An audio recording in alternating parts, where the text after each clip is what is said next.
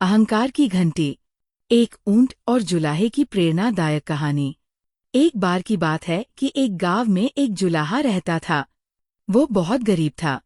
उसकी शादी बचपन में ही हो गई थी।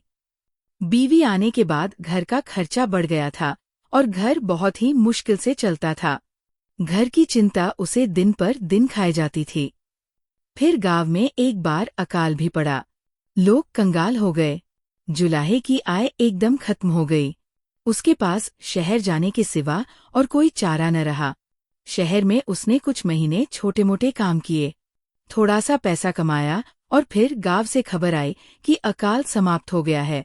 वो गांव की ओर चल पड़ा। रास्ते में उसे एक जगह सड़क के किनारे एक ऊंटनी नजर आई। ऊंटनी बीमार नजर आ रही थी और वो गर्भवती थी। उसे ऊंटनी पर दया आ गई।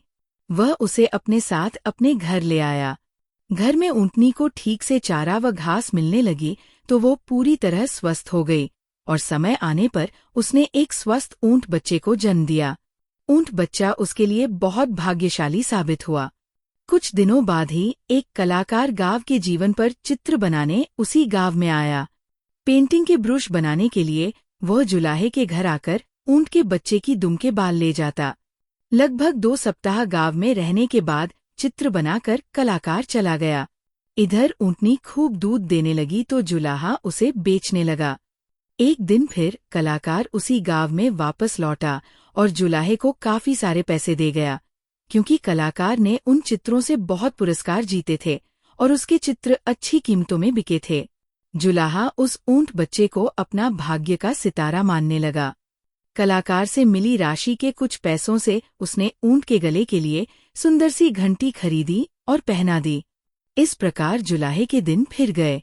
ऊंटों के कारण जुलाहे के जीवन में जो सुख आया, उससे जुलाहे के दिल में इच्छा हुई कि जुलाहे का धंधा छोड़कर क्यों न वो ऊंटों का व्यापारी ही बन जाए। उसकी पत्नी भी उससे पूरी तरह सहमत हुई। अब तक वह भी गर्भवती हो गई थी और अपने सुख के लिए ऊंटनी व ऊंट बच्चे की आभारी थी।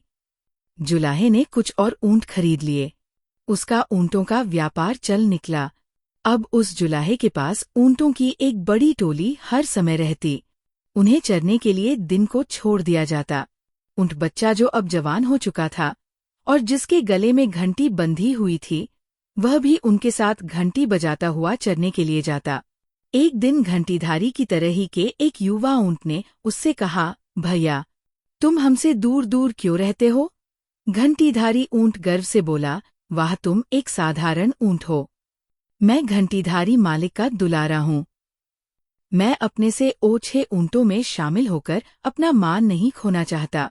उसी क्षेत्र के वन में एक शेर रहता था। शेर एक ऊंचे पत्थर पर चढ़कर ऊंटों को देखता रहता था। उसे एक ऊंट और ऊंटों से अलग थलग रहता नजर आया। जब शेर किसी जानवर के झुंड पर आक्रमण करता है तो किसी अलग थलग पड़े को ही चुनता है। घंटीधारी की घंटी की आवाज के कारण शेर के लिए उसका शिकार करना और भी सरल हो गया था। बिना आंखों देखे वो घंटी की आवाज के सहारे घंटीधारी ऊंट पर घात लगा सकता था। दूसरे दिन जब ऊंटों का दल चरकर लौट रहा था, तब घंटीधारी बाकी ऊंटों से 20 कदम पीछे चल रहा था। शेर तो घात लगाए बैठा ही था। घंटी की आवाज को निशाना बनाकर वह दौड़ा और सीधे ऊंट पर कूद पड़ा। शेर ने उस घंटीधारी ऊंट को मारकर जंगल में खींच ले गया। इस प्रकार घंटीधारी के अहंकार ने उसके जीवन की घंटी बजा दी। कहानी से सीख, जो स्वयं को ही सबसे श्रेष्ठ समझता है, उसका अहंकार शीघ्र ही उसे ले डूबता है। तो दोस्तों, मुझे विश्वास है कि आपको ये कहानी अवश्य पसंद आई होगी।